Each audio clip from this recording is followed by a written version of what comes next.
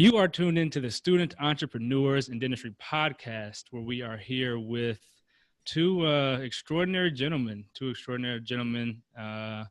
excellent dentists, excellent fathers, excellent husbands, and two guys that I have definitely been inspired by in the last 24 hours after studying a little bit about them. So Dr. Peter Boulden and Dr. Craig Spodak, both practicing dentists. Dr. Spodak in the Delray Beach area, correct, and Dr. Boulden in the Atlanta area, and hosts of the Bulletproof Dental podcast. How are you doing, guys? Good. Great, man. Thanks for having us. Good. Here on this mellow, beautiful Friday morning, at least here in Chapel Hill, sun shining bright, and we're here to have a good time and learn from some guys who are outliers. Well, Malcolm Gladwell talked about his outliers, kind of what I was thinking about when.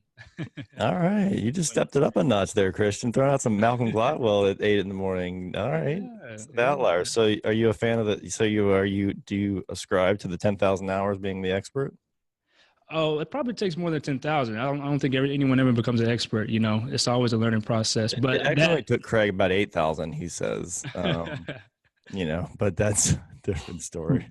The principle is valid, but kind of when I think about a master and expert, I think about somebody who always admits to still learning, and always trying to improve. And that's kind of who I can recognize as someone who is, they probably got it going on. They probably are a master, but they just don't want to admit it. But guys, it's a pleasure to have you on. So there's a life lesson right there, Christian. I know we haven't gone into anything, but here's something to your audience, and Craig and I will definitely concur with this, and I'll speak. If you ever get around people who tell you they've got it all figured out, you need to run like hell. Run like hell away from them. Like, I got this, I'm down with this, I don't need this. Run like hell, because they're going to bring no value to your life, honestly. Craig, agree? Oh yeah, for sure. It's just a continual journey. Like, there's no such thing as coasting in life. It's you're either up or down. I mean, you're either growing or you're contracting. And so, yeah, I think that's true. As you'll see, there's a lot of guys that are in your senior year dental school class that have it all figured out. They know everything. Stay away. Stay away from those guys, because when you get out of dental school, it's really like just a pass to go learn. It's like you're getting checked off that you're able to sign up for the courses. And the guys that are really kicking ass that I know of, I talked to Pei Ray and all those guys are consuming CE at record levels. I mean, Pei Ray, this is widely known, he spent $55,000 on CE last year. $55,000. That's like dental school again. So I think the journey is to keep learning, and also recognize as well that there's a book that Pete told me about that kind of changed my life and changed my perspective on things. It's called The Big Leap. I haven't read it all yet, but I got through about half of it. It changed my life, but I haven't finished it yet. It doesn't matter. I mean, dude, you could be changed. You could have your life changed in the first freaking chapter. Right. 8 in the morning, Pete. Cut me some slack. I can't help it. It's just my default to fucking. No, I know.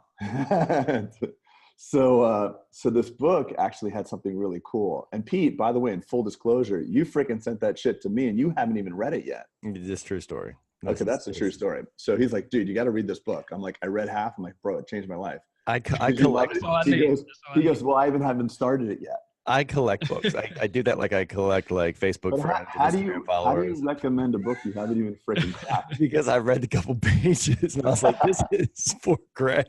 He set it under his pillow and slept on it. It just kind of fused into his brain. I want to just finish that point. So the book on the Big Leap talks about the zone of expert and the zone of genius. And what you'll find is that the first part of your career, you'll focus, many people, there's two paths that people will go on. There's a lot of big guys that run huge DSOs. They have 50 practices. And you'll hear a commonality in their story usually that they only practice dentistry for a couple years. So they dabbled in dentistry, if you will. They were practicing for maybe 2, 3, 4, 5 years. And then they became like entrepreneur dentists. And then you see other guys like Pete and I who actually spend a long time in dentistry and try to refine our craft. And what Pete and I notice is that those people that fall into the zone of expert, speaking of your 10,000 hours, or maybe it takes 10 years, when you become really expert at what you do, you get really myopic and you get down, narrow, and deep.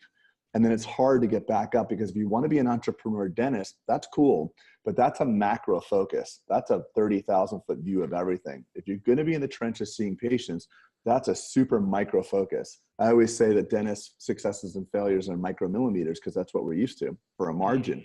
So it's like life under loops. You see and by the way, no one steal that. That's going to be the title of my next book. God, life under loops. I love that, dude. Yeah, I know you do. Well, it's trademarked. Don't worry. I just got the domain. Don't worry. It's mine now.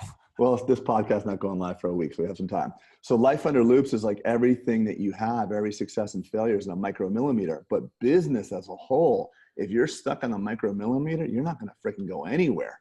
So there's that zone of the expert, which we're talking about, and then there's the zone of genius. And genius requires strategic, unplugged time. And Pete was really instrumental in this. When Pete came down, what are you doing, Sean? That's awesome. Boom. For those of you who are just listening right now, Pete already bought at lifeunderloops.com. No, dude, it was my idea. Back to him. Yeah, it was Pete's idea. Thank you so much. Arbitrage right there.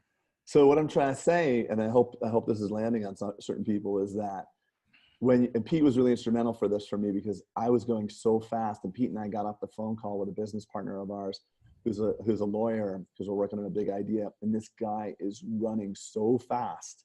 He's literally working like 150 hours a week. He can't get up to see his own shadowy. He's just right down in the trenches. And we're asking him to get creative and work on a business concept. And if you're in that zone of expert and you're really dialed in, it's really hard to be strategic. So for a while I was running like that. Pete's like, hey bro, take some time. And one of our business coaches that Pete and I shared said, take some time away from the practice and get some creative time. And that's a really important thing for your docs, because there's going to be two trajectories. One's going to go off and start like gobbling up CE, coist, cochich, implants, blah, blah, blah. And they're going to be so stuck in the trenches. That's cool, but they're going to master their craft. And at a certain point, if they want to be an entrepreneur, they're going to have to pivot. And other people may just want to be entrepreneurs. But for Pete and I, it was an interesting path. We had a very similar path. We became experts in dentistry first and really perfected our craft. And all of our CE and all of our energy, when I say all, 99%, was how to become a better dentist for a long, long time. And then it was either through Pete's had an epiphany or a breakdown, and the other people break their hands, or something always happens to interrupt your pattern, or else you just keep going in the same trajectory. Some people, I think Mark Costas got hurt, or Scott Luna got hurt, right? Mm-hmm. So something happens that like just totally fricks you up and like takes you off your rails, and like, oh wait, I can't practice dentistry, I shouldn't rely upon this or something. And then you start thinking of another thing. So for me, I've been dual tracking my whole career. I've been full-time dentist and full-time entrepreneur. And I think they both kind of suffer in some ways. It's hard to allocate all your energy to dentistry and all your energy and try to put all your energy into the business. But I don't know where that all went, but I hope that was valuable. Yeah, for sure. And kind of a couple of thoughts popped in my mind as you all were kind of touching on those points. And firstly, the people who I've started to, study or, watch and kind of read about, and who are really, really successful, I'm starting to find commonalities, and it is that they don't know much anything else besides what their craft is. And they talk about it openly and admit it confidently. And it's very fascinating to hear somebody, extremely successful say, I don't know anything else about anything. If you try to talk to me about, football or sewing or stocks, like I couldn't have a conversation about it because I'm just so deep in this thing. And like I said, those people seem to have that trait, and other commonality is that they're extremely successful in what they're doing. And well, they're obsessed. Exactly. They're obsessed. So when you're, there's also like the one ingredient that makes people successful, no matter if you want to pursue professional sports or a dental practice, or you want to bake cookies, it's passion, because life is going to kick your ass. The process is going to kick your ass. And most people, when the third ass kicking comes, they quit. You know how many people, there's so many stories of that, like Michael Jordan kicked out of the high school basketball team, or like Walt Disney told he has no artistic creativity. These people got their asses kicked. But if you're obsessed with it, and it's not only your job, but your calling, you're going to be successful. So it's a little bit of social Darwinism. It's like the people who made it are obsessed. Well, that's true. You know, I mean, that's the ingredient that it takes.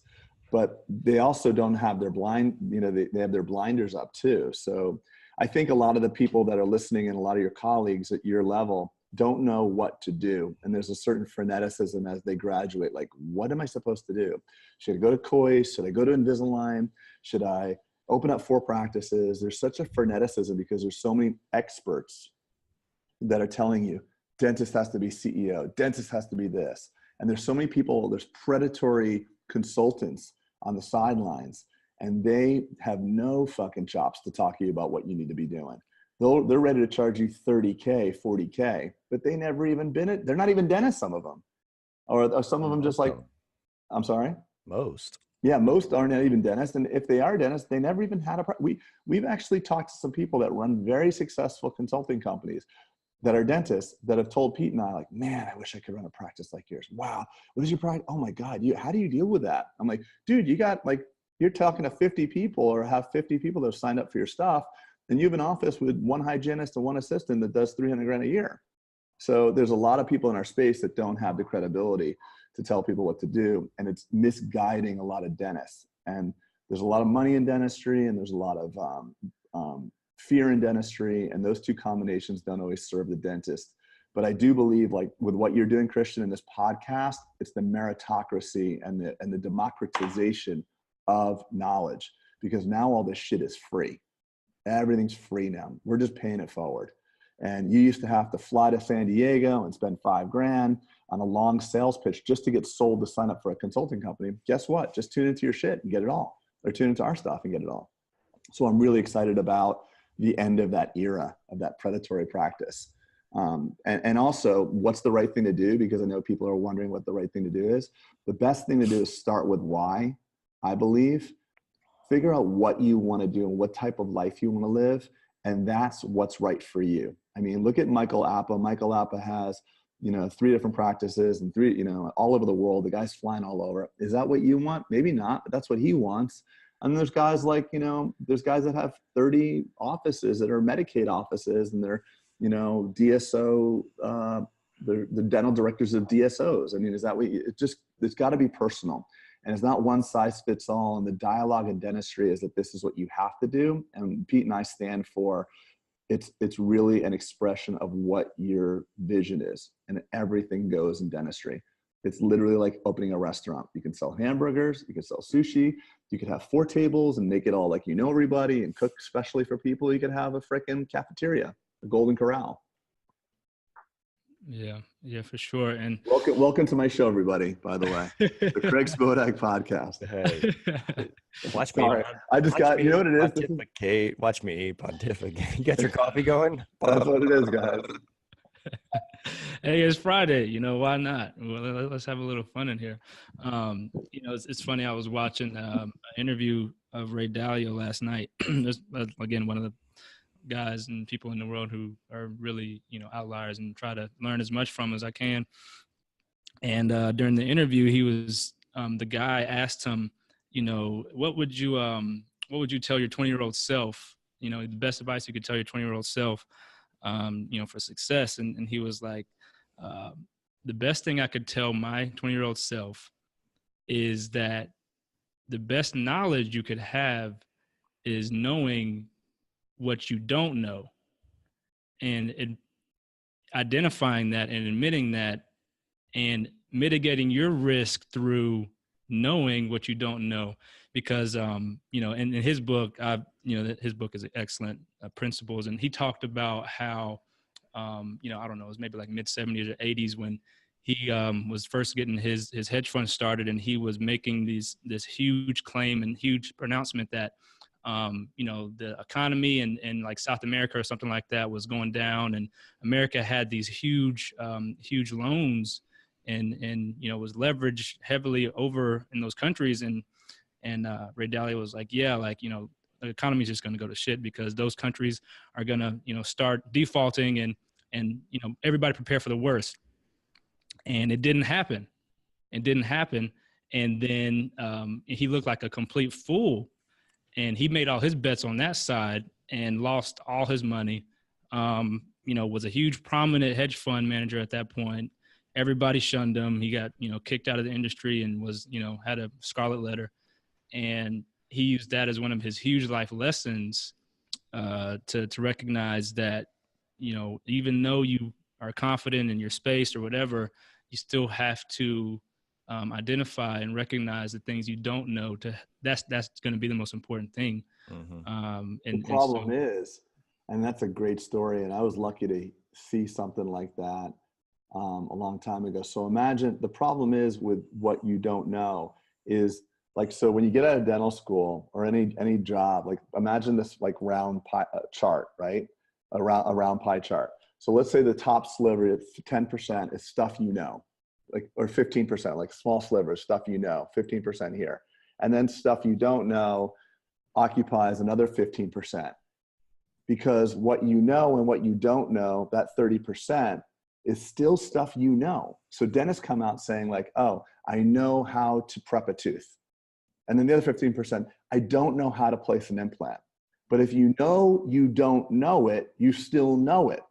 The blind spot is the 70% of shit you don't know that you don't know, like occlusion. So dentists come out like, oh, I'll just do, the collapse blind, I don't care. I'll just put those crowns on there. And then 3 years later it breaks. And you're like, oh shit, why did it even break? I don't even know that I don't know that.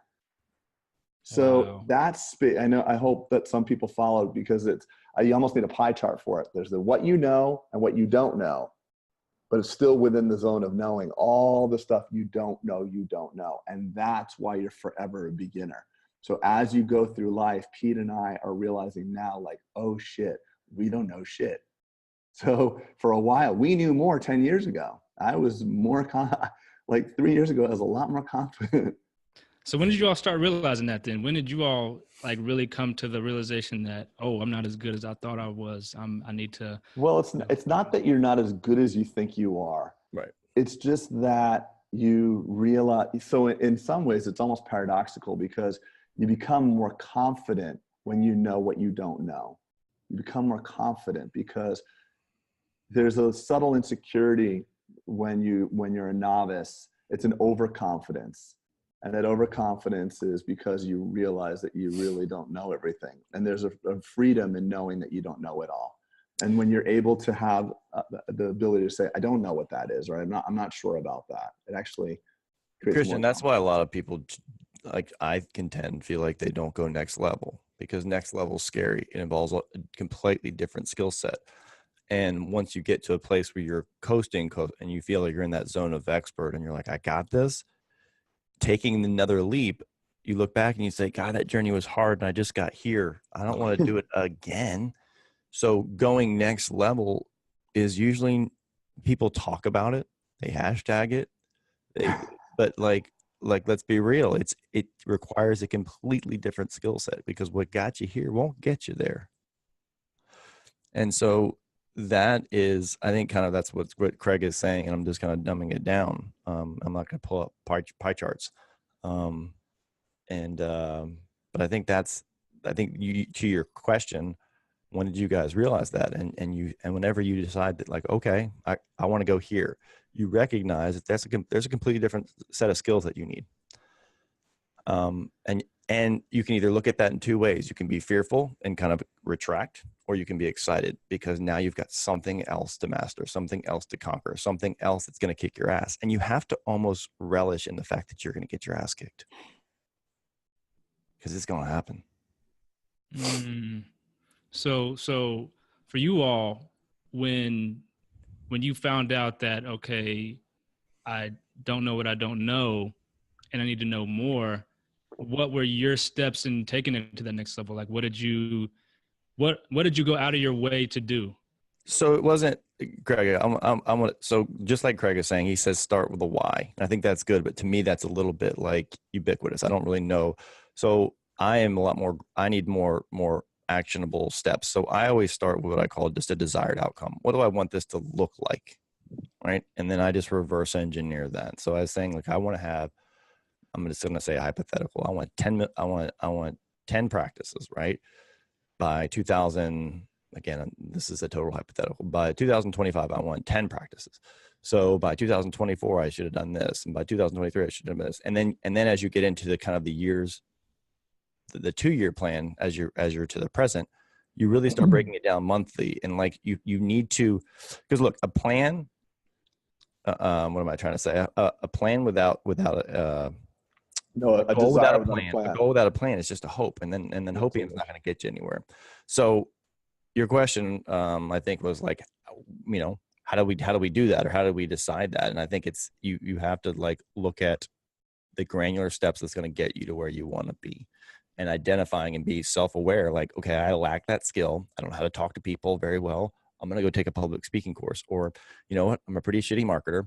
I don't really understand this. I'm going to learn some things online. Or, you know what? I don't even know how to read a P&L, and I'm trying to run a dental organization. You know what? I'm going to spend my nights and time learning this. So it's either about people skills or brain skills, And so you just have to kind of be self-aware and like drop your ego with yourself and to say, I really do suck at this, but you got all the time in the world to learn it, in the car, at night. Like, that's your second job. And I think that was a part of Craig and I's success, independent of even knowing each other, was that we didn't treat dental school as the goal line. We treated it as the start line to a certain degree. And then even practicing was really just to support the dreams. Meaning I would, even when I was starting my practice, I recognized that wasn't a goal line either. It was starting the practice. And then I would go home, I'd work a full 40-hour week as much as I could to be in the practice. Then I would go home for the next 6 hours and work on my practice. Right. And there's a big difference. That's the E-myth that a lot of your, colleagues, and you guys have probably heard about, or your classmates rather.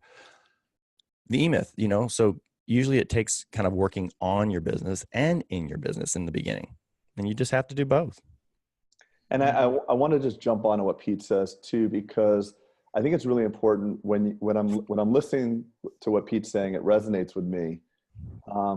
But I also want to recognize that that's not the path that everybody needs to take. No. So the reason why I say the why, and Pete's like, Pete's why is that he wanted this. This is to express what he personally wants out of life, out of dentistry. And if your why is like, I want to take care of patients, I want to see 5 a day, I want to coach Little League, I want to blah, blah, I want to do volunteer work, I want to take 3 months off in the summers and go to Guatemala and serve people, that's freaking awesome. And there is nothing wrong with that. And there's also tremendous levels of happiness that will be associated with that level of pursuit of your dream. We have it all wrong. And I say this a lot, but I know this is a new audience. We have it all wrong that we think a success and achievement are linked to fulfillment, and they're not. They're absolutely fucking not. You can have everything you ever wanted and be really miserable. So don't get hijacked on what Pete and I are saying, or what, Dr. So-and-so says about this is what you need. Taking someone else's dream and making it yours will not make you happy. So that's why I say the why is important. Spend a little time and say, what does my life look like in 5 years? How do I feel? And then reverse engineer that shit. Yeah. That's like, we're saying the same thing. We're saying the same thing. I know, but I just don't want people, because there is so much, you're not saying it, Pete, but so many other people are saying it in our community, that this is what you need to do. I mean, how many people on your podcast, Christian, have said, hey guys, you need to do this. You need to be a CEO. You should have your 3rd practice by the time you're blah, blah. That's bullshit, man. That's your dream. That's not my dream. Yep. But people don't oftentimes want to do the work. You find someone who's successful. I mean, listen, we all follow. If it's not your dream, sorry to cut you off, Greg, but there's something important there. If it's not your dream, you will peter out. It will not be sustainable, because you'll have the energy right out of school to kind of give you 5 years, but then 5 years, when that passion, when it was not an authentic passion, it wasn't an authentic dream of yours, it was someone else's narrative, your energy will die out. And you got to remember, because you're being pulled towards your goal. I'm sorry, you're being pushed towards your goal versus being pulled. Exactly. Yeah. So if it's your passion, you will just do it. Like when you're in your zone, when you love something, you're like, oh shit, it's 9 o'clock. Oh my God, what was I? Oh my God, I was supposed to be out of here at 3. It's called flow. You're just in the flow. Yeah. But if someone told you to do it, you're like, oh shit, I should do this. And by the way, there's a great book. I mean, we talk about this book all the time. Mark Manson's Subtle Art of Not Giving a Fuck. I'm sure it's a bestseller right now, but he wrote an article recently called The Disease of More. I sent it to all my friends. the disease of more. So the disease of more is a study that shows that, and we're sick with this disease in America. We're in the wealthiest country in the world. Every one of us, I mean, America's got their problems. No, don't get me wrong. I'm not saying we don't have problems, but we are all very lucky, no matter what state position we're at in life, to live in America, because there's tons of opportunity. Opportunity. You know, in most places around the world, if you're poor, it's a 99.999% chance, no matter what the fuck you do, you're going to be poor and hungry. So here, if you want to hustle, you can make more and do more. But the problem is that since there's so much potential here, you can almost feel like I'm slacking. So, you know, we all see these people on Instagram that are like, you know, they were cutting grass 2 years ago or mowing the lawn, and now they're like pimping out a Lambo, and like, you're like, what the fuck is wrong with me? Like, you know, what did I do? And the disease of more is simply a study and an article that it's called the hedonic treadmill. And what it means is that people always will go to a 7 in happiness and fulfillment. You hit the lotto, you'll be at 10 for a while, and then you go to a number 7. Someone dies, a loved one dies, you go to 2 for a while, and then you go back to 7. So no matter what you do, you're going to settle back to a 7 out of 10 on happiness. So if you're sitting here thinking, I'll open up 34 practices by the time I'm 40 because that's going to get me happy, you're bullshitting yourself. But if you say, I'm going to open up 4 practices and I'm going to take the proceeds, I'm going to do this, and I'm going to blah, blah, blah, and this is the way it's going to make me feel, and this is what my life is going to look like because of that, and it's just the vehicle, you'll probably be fulfilled. But we all drank the Kool-Aid that, like, if I do this, then everything will be cool. And that's total bullshit. Yeah. Yeah. And, you know, we're just dropping so many nuggets here, and so many thoughts hopped in my mind when you all were speaking about a couple of those things, and I wrote them down so I could remember them. But, you know, I think of myself a lot of ways as like a conglomeration. And I'm not sure if you guys are subscribers and listen to the prophet that is Nas, the rap artist Nas, who had his heyday in the 90s. You know what I'm laughing about? I just saw Chappelle talking about Nas. When Nas was like, yo, man, the projects was real. And Dave's like, word, those projects, man. He's like, I didn't know any freaking projects. I grew up like, he's like, I grew up rich and, no, he's like, I grew up just rich enough to be the poorest black kid in a rich white neighborhood in Silver Spring, Maryland. Right. But Nas has a line in one of his songs that he says, no idea is original. There's nothing new under the sun. And so, you know, in my mind, I'm always trying to learn and, you know, learn from different people, learn from different things. I say that because, you know, I was listening to a podcast just the other day. Shout out to Eric Thomas, awesome motivational speaker who I've tried to learn a lot from. And they have a podcast, and they were talking about how comparison is the thief of joy.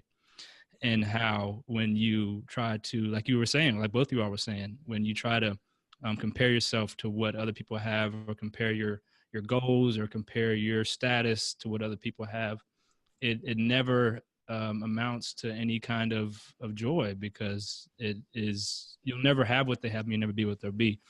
And so that was a huge nugget that you all just touched on, and that, like you said, you know, a lot of listeners could take a huge point from and just try to apply to their lives. And you know, I try to apply it to my life, even though, like you said, it's tough, just because you see it all the time now. You see it in social media, you see it in you know, the news. It's everywhere, you know, and you're forced to try to you know, block it out. And so, you know, those with the straight focus and you know, that kind of mentality are able to reach that level of success, because they can find out their why. You know, there's no other voices in their head to tell them what they need to do or what they need to have. It's theirs. It's their idea.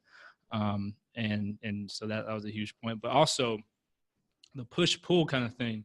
Again, no idea is original. I was listening to another podcast just the other day, Grant Cardone, who's an awesome entrepreneur as well. And he was talking about how Uncle G. Yeah, that's right, Uncle G. And he was talking about how, you know, you need to be pulled towards your goals. And he was talking how a push for him is like fear pushes people. You know, fear pushes people to do things and to make goals or whatever because, you know, they're afraid of this or that. So they're pushed towards, or they're pushed away from something. But a pull is like a magnetic. It's like I have to get there. I'm pulled towards it because it's like calling. in me. Yeah, it's a calling. And that too was a huge nugget that, again, just, you know, try to put in my mental and try to think about every once in a while. I think, you know, there's a great commonality in many of the people who are most successful and fulfilled. And, you know, I live in a very affluent area here in South Florida. I meet a lot of very high net worth people. And there's this one story that rings in my, that as you're talking, this guy, I have a buddy of mine, he's a financial planner. He's like the in-house family office for a very wealthy man that's worth a couple billion, you know, several billion actually. And just so I think this bears some notice, everybody throws around the word millionaire, billionaire, like those two words, like they're kind of associated. And just for everybody to understand, like in the scheme of that number, 1 million seconds ago was only 12 days. But do you know what 1 billion seconds ago was? How long? 1,000 times that? 37 years. So 1 million seconds ago was 12 days. 1 billion seconds ago was 37 years. So this guy's worth several $1 billion. And every day he wakes up, he's 88 years old. And the financial planner has to go to him and tell him what's going on in the markets and stuff like that. And he wants to hear it every single day. And halfway through, he'll start falling asleep and the guy will stop talking. He's like, what are you doing? Keep talking. And the point of the story is, he's like, look, he keeps saying, we're going broke. We're going broke. Oh my God, we're going broke. This is bullshit. You got to sell this and sell that. He's like, you know, Mr. Jones, you know, you're 88 years old. You only spend $100 million a year, including all your houses and all your jets. If you started spending $300 million a year and lived for another 100 years, you wouldn't go broke. And this guy is absolutely miserable. He fights with everybody, doesn't talk to half of his family. And he's a good example of money and happiness are not linked. Of course, you know, having no money is going to make you unhappy because you can't eat. But at a certain level of money, the return of money is as a law of diminishing returns as you make more money. But there is a commonality of people that are really, really happy and successful and fulfilled, rather. And that commonality is that they have figured out it's not the have, do, be. Have you heard of that, Christian? Have, do, be. Sure. I don't think so. Or no, I'm sorry, be, do, have, do, be. So if I have this, then I can do that and then I'll be happy. If I had, you know, a house, then I could, you know, or if I had this big house, then I could do this. If I had a jet, I could do this and then I'll be happy. But like, you know, guys like Richard Branson and in some ways, you know, Tony Robbins as well, these guys have figured out that they're just happy. They're happy already. They're already fulfilled. They're fulfilled and hungry.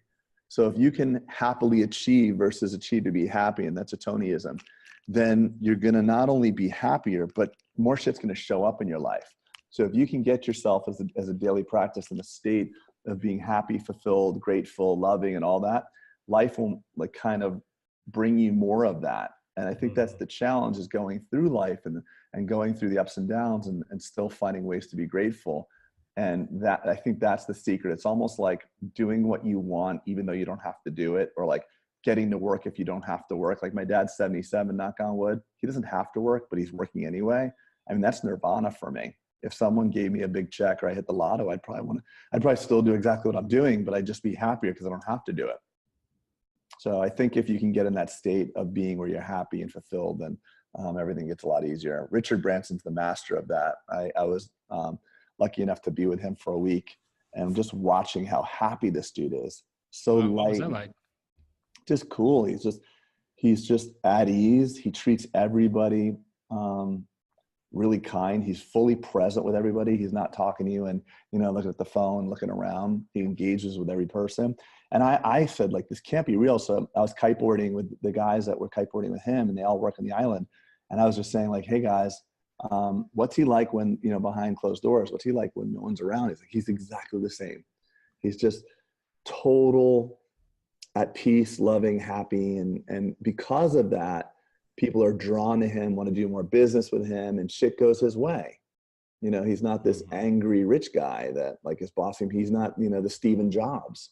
I mean, Stephen Jobs left an amazing legacy of accomplishment, but I don't know. Everybody says he was a dick. I mean, it's a terrible legacy if you ask me. I'd rather be worth less and try to help more people. Yeah. Yeah, absolutely right. And yeah, that's really tough. Like you said, for someone who has had so much impact on the world, it's kind of sad that you consistently see that being mentioned about his kind of, like you said, his legacy. And you know, the most obsessed people can sometimes be the most flawed, you know. And I guess in that case for Steve Jobs, it was. But you know, for you all in your careers, you know, you've reached this point, and you know, for all of our listeners, just go to you know, these guys' websites and look at what they've created. It's phenomenal, like I said, and I'm inspired. And I hope that, you know, I can achieve half the level of that in at some point in my career. And so, you know, for you all and what you've created, how do you feel like what's your mentality right now? Like, I mean, because I'm sure you see, like you said, I mean, like what we were just talking about, comparisons of thief of joy. But you know, you see kind of what other dental offices look like, or what other practices are like, or what other people's lifestyles like in dentistry. How do you all kind of see yourself now, and where do you feel like you're at in this stage in your career, in your life, and what are your kind of sights on? Pete, you want to take that one?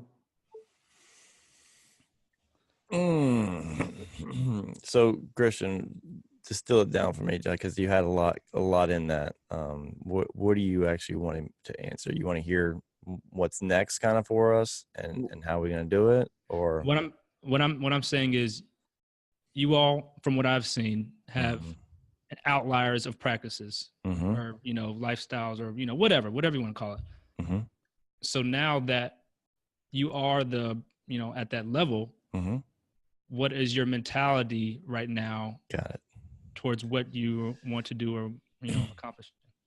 Man, I tell you, like when we first started the podcast, it's like thinking that you got it all figured out. It's a dangerous proposition. And I always said, once I get to that place, I'm going to quit dentistry. I'm going to quit the business of dentistry. So Craig and I are probably smirking to each other because we are on a different journey right now that has a whole new set of challenges. So yeah, we may have outlier practices, but like the foot is on the gas for other things, and it's not to make more money. It's to make, you know, it's to make impact, and it's to make, you know, a legacy, and just doing stuff. So I'm being a little cryptic with kind of what we have going on, but my point is, it is a continuum. It's a continuum. So yes, we got here, but that wasn't the finish line. And now there's a new finish line, and there'll be another finish line. And I think that, to me, isn't exhausting when I think about it. It's actually inspiring, because the people that you see that have the most fulfilled lives can't wait to get up in the morning. They can't wait for their feet to hit the ground. Like, they literally have to hold themselves in the bed. And those people have longer lives and more fulfilled lives. And so I think when you keep challenging yourself and keep looking for things, and don't be afraid of the failure, and just say, you know what, I'm just going to burn the boats. I got one ticket in this life. Like, living with regret is going to be the worst thing ever. So, you know, I know I'm kind of ranting here, but there's just, the foot is always on the gas, you know, and there'd be times when you can kind of pull off and kind of look over the hill and come to the stop sign and take a deep breath.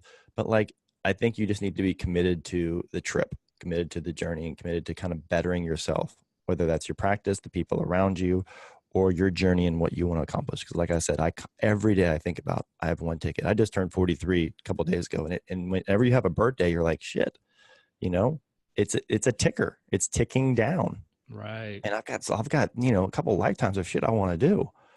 So, you know. And the other thing too, Pete, and for you, Christian, too, is like, you're looking at us, and when you say it, I was smirking as well. You're like, hey, you got this a whole other, you know, level, and you've got, I mean, I'm thankful, and I appreciate the words when you say that you aspire to have and do the things we've done. And that's cool. And I think that's, yeah, it feels good. And I'm proud, but in the same way of, we still got challenges. We still got stuff going on, lots of stuff.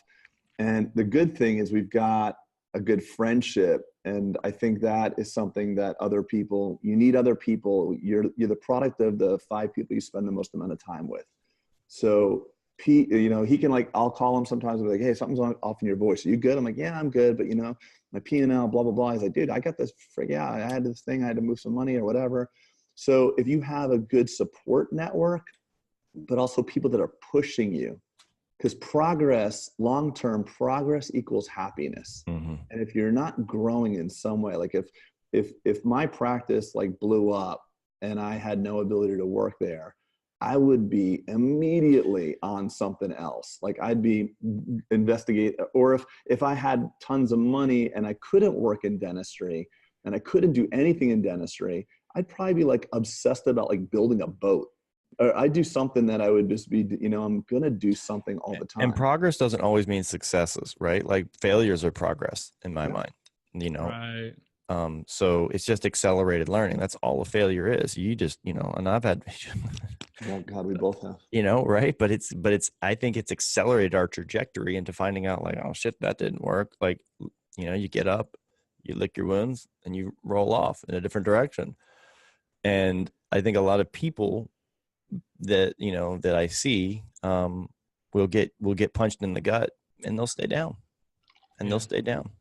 Yeah. I mean, how many times have you heard that? Like they said, oh, I had an associate once, it didn't work out. Associates are bullshit. Yeah, forget it. Associates don't work, right? Yeah. Why? Yeah. Marriages don't. I mean, look, people are jumping in to get married and more than half get divorced. And no one's saying like, oh, I'm never going to do married. Most people want to get married, even though statistically unlikely, it's a statistic probability. It's not a good idea to do it.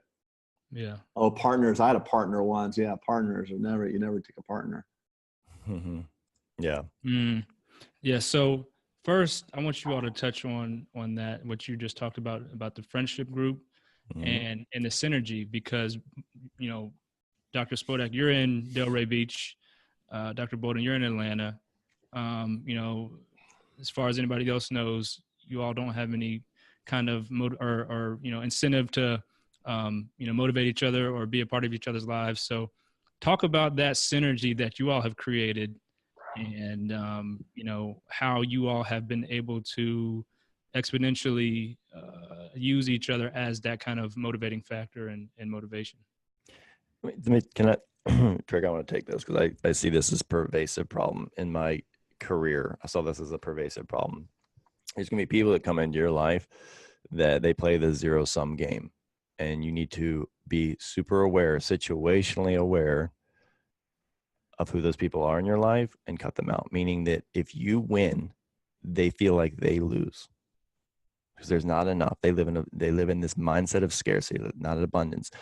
And there were so many people along the way that weren't authentically happy for my successes, right? Or weren't authentically concerned about my failures.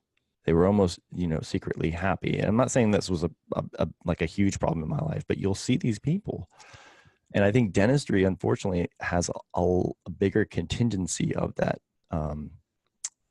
than most careers, because in Craig and my lifetime, there was a lot more solo practitioners, and we lived in these islands by ourselves. And we would see other practices. Well, how come you're doing better? Then if you must be doing something shady or wrong because I'm not doing better. And instead, you know, Craig and I, you know, really are the genesis of our friendship was based on the fact that like I just reached out and was like, hey, I don't know you. I follow you on Instagram. I think you're doing great things for the profession. I love how you're marketing. Like, rock on, dude, because the air is really thin up here. And I don't think that enough dentists give kudos to others for doing a kick-ass job. And I think that same mentality needs to apply in the people that you, like Craig said, the 5 people that you surround yourself with, you will become the byproduct of that. So pick wisely, go deep, not wide, right? Like pick those people who are genuinely wanting you to beat ass and kick ass on a daily. And Craig does that for me. And that's why our friendship has come to fruition, because we, you know, a rising tide has risen both of our boats, and where I was weak, you know, he's kind of helped me in my practice and vice versa. So be obsessed with finding that person or those people in your life. And I think that that's going to make a massive impact. Dr. Spodak? Yeah, I think that was pretty good, right, pal? You're just yeah. speechless. No, I think I'm just trying to. I think that you've got. it is a lonely space. I think that there's not too many dentists out there. I mean, listen, it's great to have, and you don't have to have friends in dentistry per se. It's nice because you can get really nuanced and you can ask these questions that may not resonate. But anybody who's kicking ass and, you know, failing forward and growing and doing well is gonna rise the tide and help you float your own ship. So especially for a guy like you, Christian, I'm imagining, look, you're a fourth year dental student.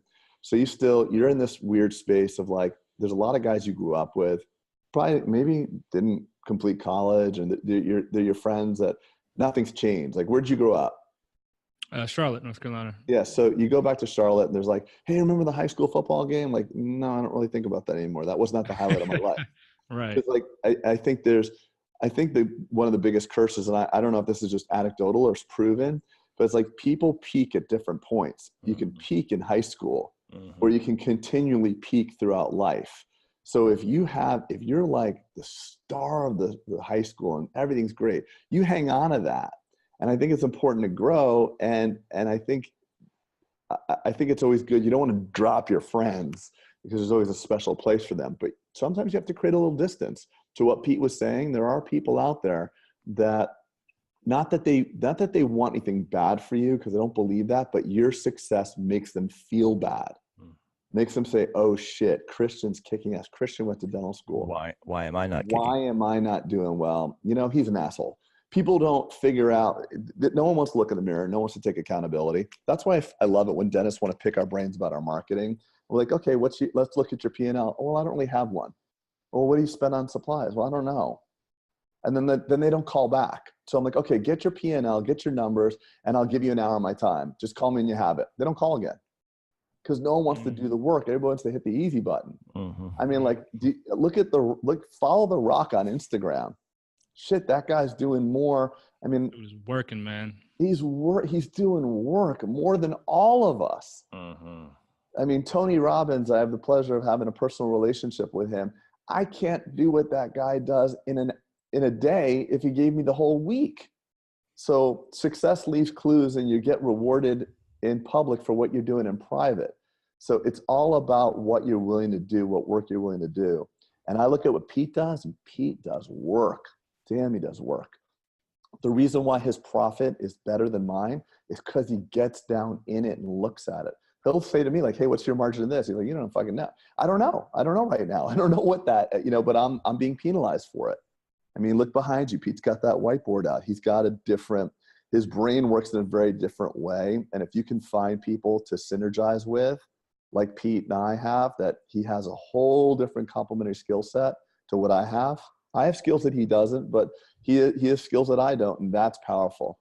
So, and I always believe that you can do more and have more fun if you link up with people who have the same values and beliefs. One of the big values for Pete and I on everything we do is the dentist has to win. Every time we go into a new venture, can the dentist win? So if someone said to Pete and I, hey, I got a great idea. You guys will both make $30 million. Does the dentist that comes along with us win? No, not really. No, we're not interested.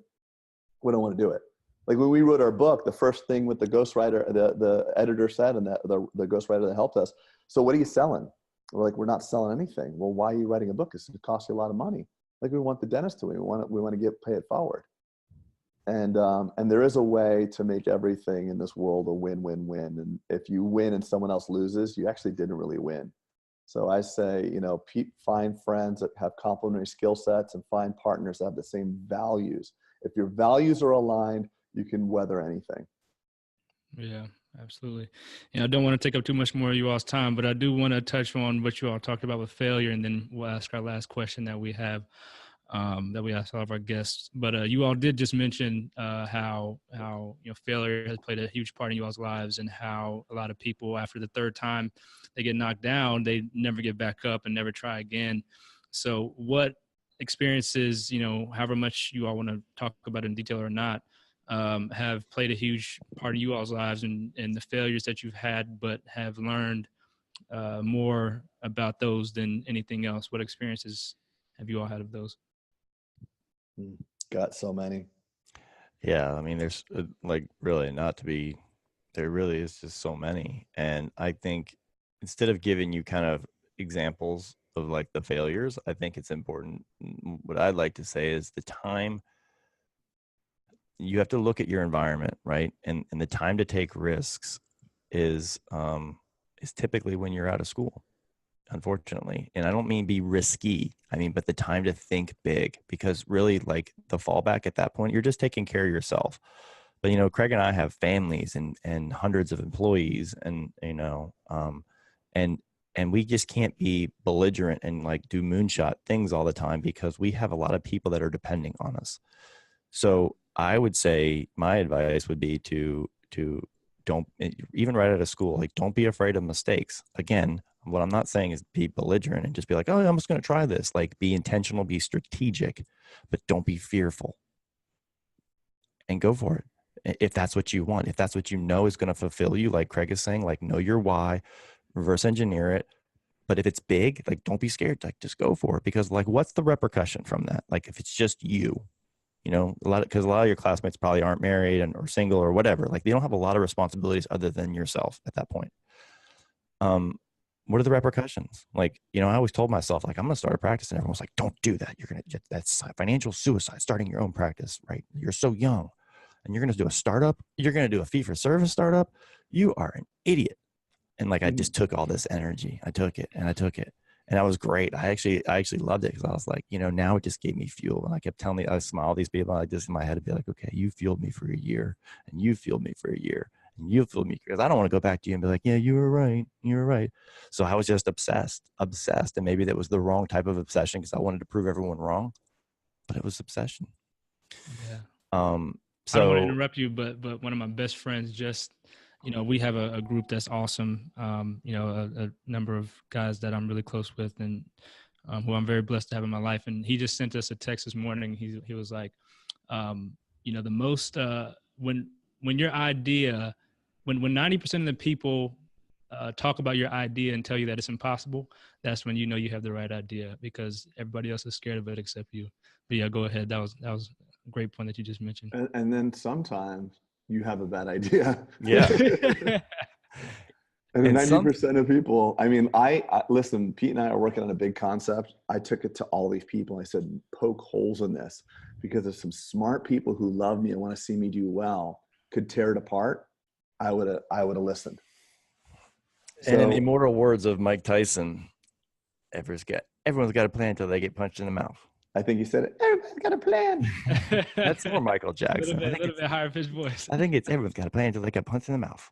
Yeah. So, but my point, Christian, and is, you know, I guess in closing of my comment would just be, you know, again, going back to what I said, don't be fearful of it, and don't, you know, you're going to have them. It's inevitable that you're going to have setbacks. It's how you recover from them and how you learn from them is going to be the trajectory, the change in the trajectory going forward. Do you stay static, or does that energize you to pivot? Dr. Spodak, failures? I think failures and outside failures are going to happen. You know, circumstances change. Things you don't know. It's the knockout punch is the one you don't see coming. So it's that zone of what you don't know. But I think the bigger failures and ones that hit you harder are the personal failures. You know, where you try to do the right thing for people and they hurt you along the way.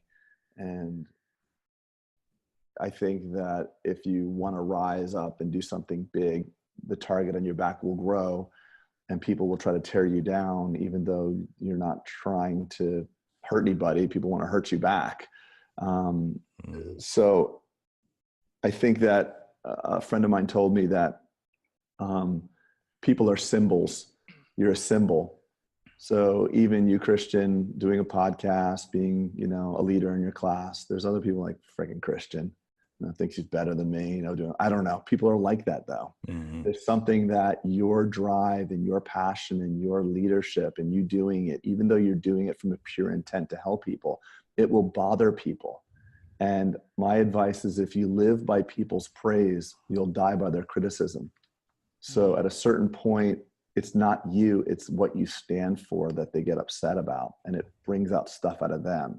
And this has been very hard for me personally because I'm a big people pleaser. Pete has no problem saying, fuck you. You know, you think I can't do it? You'll see me do it. I'll show you. And it's cool to see Pete's bravado of character of, I'm going to do this, and this is what's best, and I'm going to take it on and learn from that. Because if you want people to like you, sometimes they're just not going to like you just, you know, based on anything. I mean, based on your height, your color, your anything. People have their own, everybody's a symbol.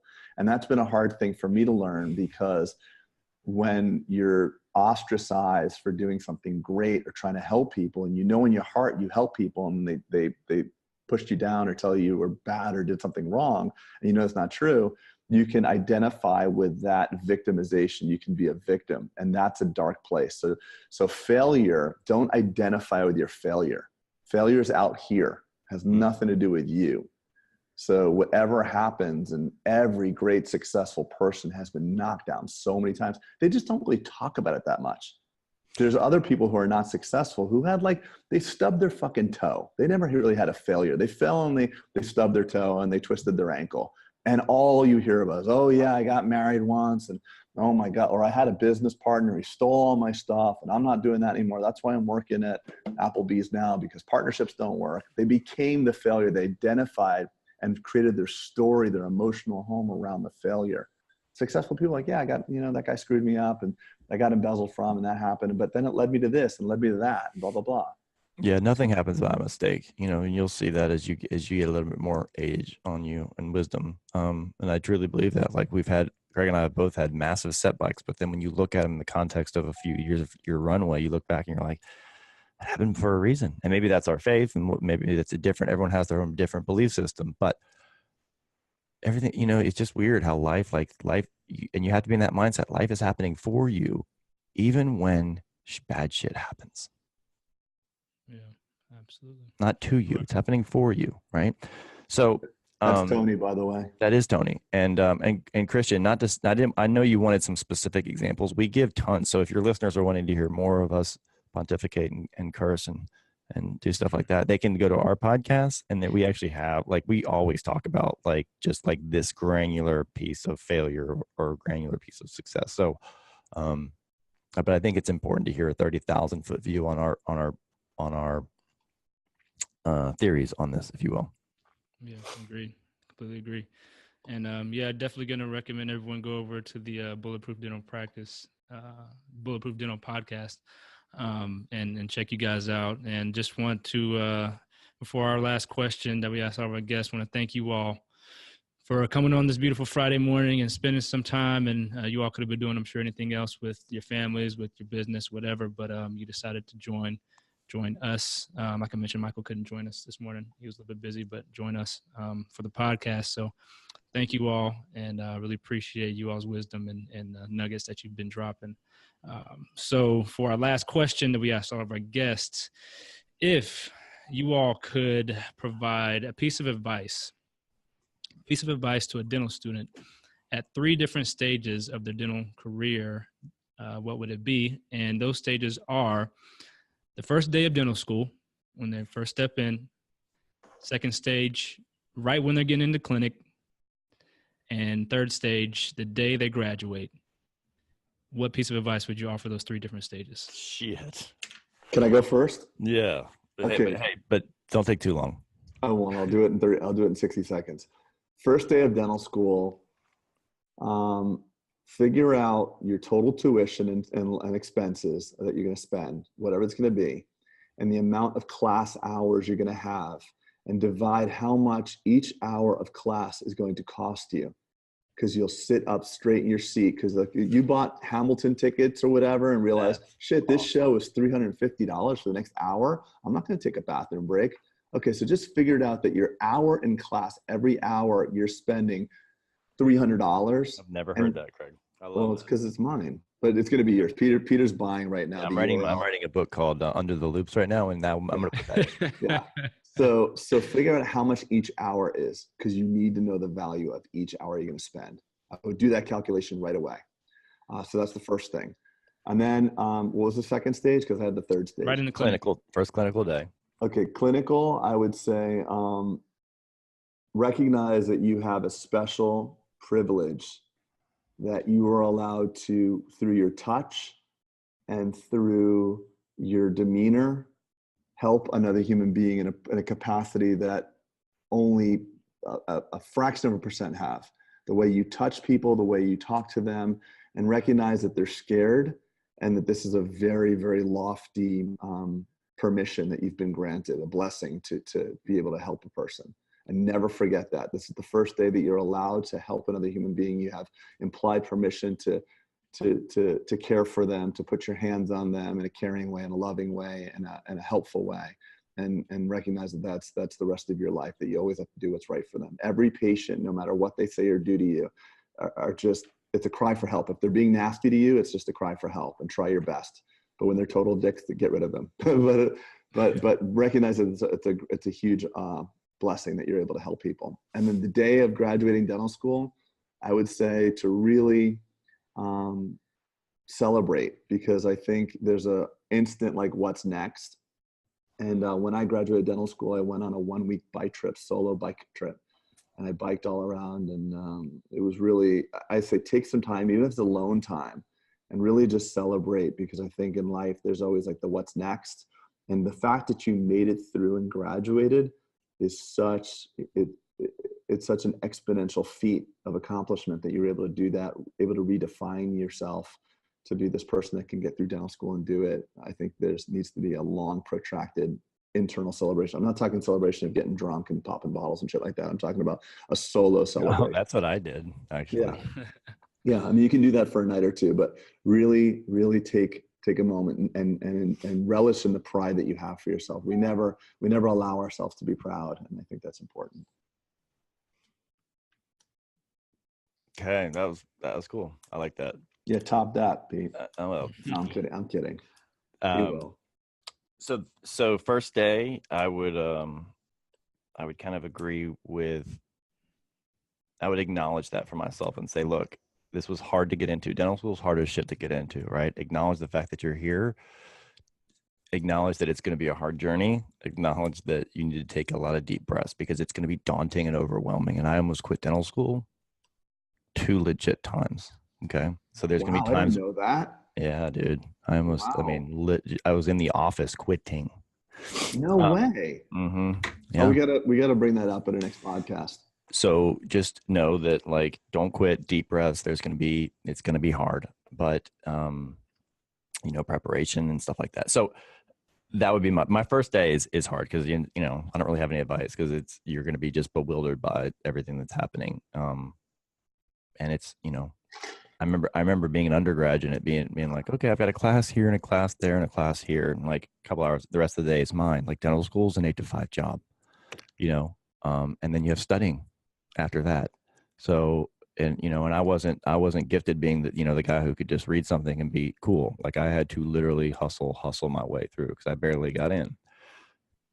The second phase would be the advice of the clinical, and I would say that caused me a lot of anxiety, honestly, because I was very fearful of the start of clinical, and what I had to do was literally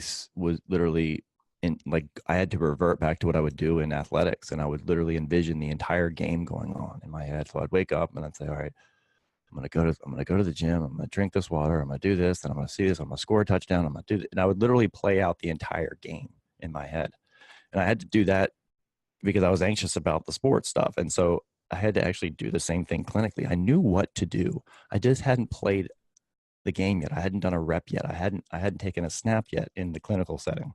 And so I would literally envision, like, okay, I'm going to go to the counter. I'm going to check out this thing. I'm going to greet my patients. And I would literally go through it time and time again. And studies have shown that that is actually as effective as actually doing the practice.